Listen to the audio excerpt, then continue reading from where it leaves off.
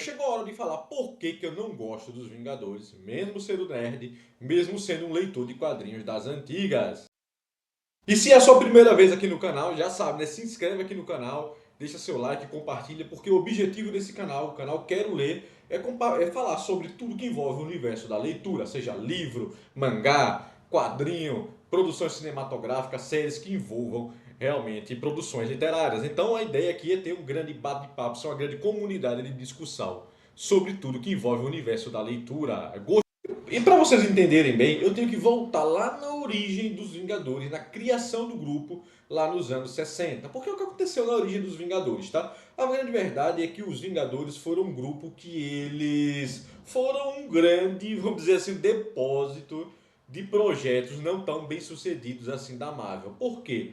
A gente tinha o Homem de Ferro, que era uma revista que não vendia muito bem, um personagem que não tinha muito carisma, não tinha muita personalidade, isso se refletia nas vendas. A gente tinha o Homem-Formiga, que era um personagem realmente que as vendas eram péssimas, e tanto é que em algum momento passou a realmente a integrar a Vespa a fazer parte da revista do Homem-Formiga. A revista passou então a ser Homem-Formiga e a Vespa, e isso fazia realmente com que eram dois grandes, assim, duas publicações problemáticas ali na próprio ciclo de produção da Marvel, a ponto de serem revistas que viviam constantemente ameaçadas de serem canceladas. Porém, nesse contexto, a gente também tinha grandes sucessos ali sendo publicados ali no mercado de quadrinhos. Então a gente tinha a Liga da Justiça ali na DC Comics, que era um grande sucesso, tanto é que motivou a criação de um outro grupo por parte da Marvel, que inclusive foi a primeira revista da Marvel com essa nova identidade ali pelos anos 60, visto que nos anos 40 a gente tinha Timely Comics, que depois passou a ser a Marvel Comics, e que lá nos anos 40 a gente tinha o Capitão América, o Tocha Humana, mas não do Quarteto Fantástico, o Tocha Humana da Segunda Guerra Mundial, o Namor. Então, nesse novo rebranding ali pós-guerra, ali nos anos 60, em que realmente tivemos a figura do Stan Lee e do Jack Kirby, sobretudo encabeçando ali a editora, a gente teve realmente esses dois títulos assim que estavam muito complicados de terem as suas publicações, de terem êxito ali nas suas revistas mensais. Porém, em contrapartida, a gente tinha o próprio título do Quarteto Fantástico, que era um grupo bem estabelecido já na Marvel Comics, que vendia muito bem, e a gente tinha uma revista também do Hulk, que estava vendendo muito bem. A revista do Thor foi um fenômeno que foi, no começo ele não foi bem aceito, mas aos poucos foi tendo um crescimento interessante nas vendas. Então o Stan Lee começou a pensar, eu vou tentar dar ao mesmo tempo eu preciso ter um novo grupo de heróis, visto que as revistas de grupos estavam fazendo sucesso ali naquela época, e ao mesmo tempo eu vou tentar dar uma segunda chance aqui para o Homem de Ferro, para o Homem-Formiga e a Vespa, para ver se eu consigo integrar esses heróis aqui nesse grupo e de uma certa forma alavancar, além de um título novo, que seria o título dos Avengers, ali dos Vingadores, então também tentar levar uma parte desse público para as revistas solos desses personagens. Então isso chamou muito a atenção. Essa foi um pouco da estratégia do Stan Lee e do Jack Kirby ali naquele momento. Porém, porém, juntar esses personagens que não estavam fazendo sucesso nas suas revistas solo em um supergrupo não fazia muito sentido se das pessoas olharem para esses heróis que já não faziam sucesso nessas revistas solo e olhar para uma publicação deles todos juntos, as pessoas simplesmente não darem a mínima. Então qual foi a lógica? Utilizar o Thor, que já estava crescendo no momento, também naquela publicação, já na revista número 1, e o Hulk, que já era um dos personagens mais bem estabelecidos na Marvel ali naquele momento, também incluí-lo na formação base dos Vingadores, e assim ter realmente um título que conseguisse ao mesmo tempo surfar um pouco na onda do sucesso dos que estavam fazendo, dos que estavam se desenhando bem, e também tentar alavancar um pouco, utilizar um pouco mais os personagens que estavam no limbo ali, que estavam beirando o fracasso. Por que eu disse que entender essa origem é fundamental para entender o motivo de eu não gostar tanto dos Vingadores? Acontece, pessoal, que essa formação meio bagunçada dos Vingadores refletiu ao longo dos anos o conceito um pouco das formações dos Vingadores. Porque enquanto a gente tinha na Liga da Justiça um pouco de uma base firmada ali do que seriam aqueles membros, a gente tem Batman, Superman, a gente vai ter a Mulher Maravilha, a gente vai ter Aquaman, a gente vai ter a Lanterna Verde, a gente vai ter uma base, o Flash, a gente vai ter uma base da formação ali, das histórias da Liga da Justiça. Por mais que altere um ou outro membro em uma história ou outra, então, mas a gente tem uma base, uma estrutura. A gente pensa na Liga da Justiça, a gente pensa imediatamente Superman, Batman, por mais que mudem em alguns momentos as formações, a gente tem essa ideia visual. Quando a gente pensa no Quarteto Fantástico, a gente pensa fatalmente que o Quarteto Fantástico já é Tocha Humana, é o Coisa, é o Senhor Fantástico, é a Mulher Invisível. A gente pensa nos X-Men, Dr. Xavier, Ciclope, Jean Grey. Mais à frente, a gente vai, em alguns momentos, a gente vai ver que o Wolverine e a Tempestade, por exemplo, são membros muito reconhecíveis. E nos Vingadores, a gente teve essa equipe na formação inicial, mas a rotatividade na formação da equipe é constante. Então é muito comum, é muito comum que a cada ano a equipe inteira dos Vingadores seja totalmente alterada. Então a gente vai ver grandes arcos dos quadrinhos muito conhecidos como Operação Tempestade Galáctica, que tem uma formação dos Vingadores completamente diferente, por exemplo, do arco chamado Sob o Ser, que é aquele que o Hércules toma uma surra ali no...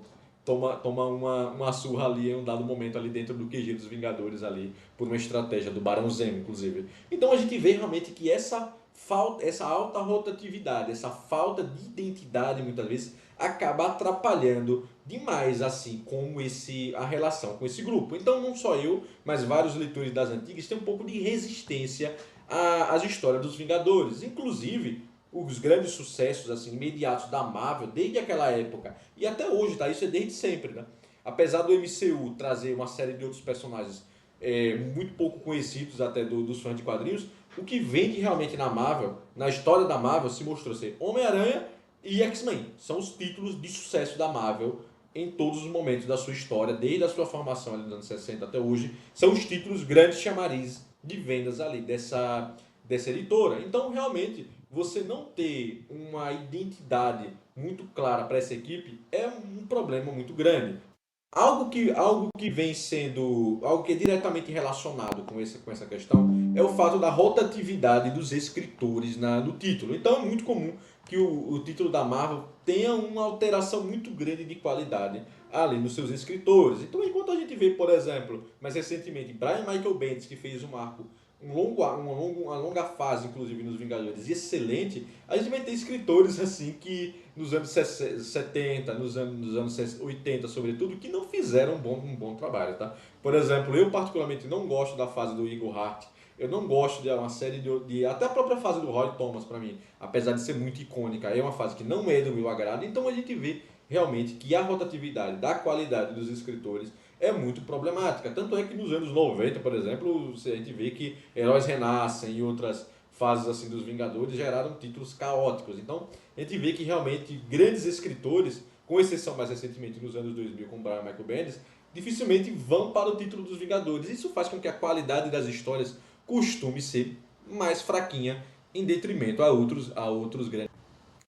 Mas por fim, aquele motivo que para mim é realmente o definidor, realmente que faz com que eu me afaste bastante do título dos Vingadores, são os vilões. Os vilões dos Vingadores, na minha opinião, são fracos demais. E aí, pessoal, assim vocês podem discordar aí nos comentários o quanto for, mas eu vou sempre bater nessa tecla. A gente olha assim quais são as grandes arcos, as grandes histórias dos Vingadores e quais são esses vilões. Então a gente vai ver um arco muito clássico dos Vingadores, que é a Guerra Kree-Skrull. Então você olha assim, qual é o objetivo dessa guerra? Por que os Vingadores têm que se meter nesse conflito intergaláctico? Por que tem a ver os Vingadores no meio dessa bagunça, entendeu? Então, apesar de ter um racional, que eu sei que a Terra é um ponto estratégico de alcance, de contato, uma zona militar, um ponto de estratégico muito interessante para as duas raças, mas tipo, o conflito em si, os Krees, os Skrulls são duas raças que eu mesmo lendo não dou a mínima para eles. Eu não tô nem aí para esse conflito. Quando a gente olha os Vingadores envolvidos no meio dessa bagunça aí, não é a mesma coisa dos conflitos que a gente vê, por exemplo, nos X-Men, em que a gente vê uma situação galáctica também, em que a gente vê, por exemplo, a saga da Fênix Negra, em que a gente vê a nação de Xandar, os X-Men em um conflito envolvendo a nação de Xandar, mas a gente está diretamente relacionado com aqueles personagens. Então a gente vê que Xandar quer a punição da Jean Grey pelo fato dela ter de ter destruído um sol, ter destruído realmente uma civilização inteira. Então é totalmente diferente da gente ver os Vingadores se metendo em um conflito entre os Kree e os Skrulls.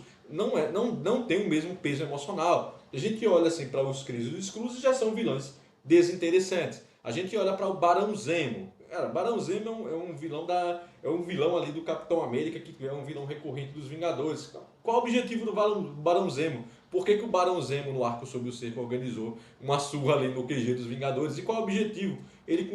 Qual é o interesse? Entendeu? Por que eu tenho que me importar com isso? Quando a gente fala em storytelling, a gente tem que pensar no seguinte: qual é o valor emocional, qual é o peso emocional que a gente tem naquele conflito. E os conflitos nos Vingadores, os vilões dos Vingadores, são extremamente desinteressantes. Outro caso clássico, Kang.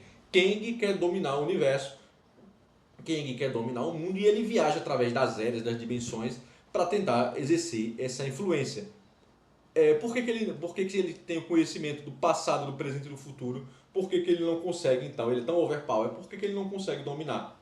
Os Vingadores, se a gente olhar bem, não tem muito como bater o Kang, mas mesmo assim eles vencem, mesmo assim eles derrotam o Kang e eles voltam. A gente não entende muito bem como é que ele é derrotado. Um arco muito clássico também dos Vingadores, envolvendo o Kang, por sinal, é o Vingadores Eternamente. E por que o Kang é o grande vilão e por que o Kang não conseguiu vencer? Simplesmente porque uma outra versão do Kang entrou em conflito com uma outra versão do Kang, que é o Immortus, e praticamente levou os Vingadores para derrotar a outra. Então a gente vê assim, os Vingadores em si, eles são praticamente coadjuvantes na própria história, que é feito para homenageá-los. Então é realmente um problema sério, assim, essa questão dos vilões, assim, para mim, dos Vingadores, tá? Exceções, Thanos, que não é nem um vilão tão recorrente assim, também fez sucesso no cinema, mas é um vilão que nas HQs aparece realmente relativamente muito pouco para o potencial que ele tem em realmente elevar o nível das histórias, mas realmente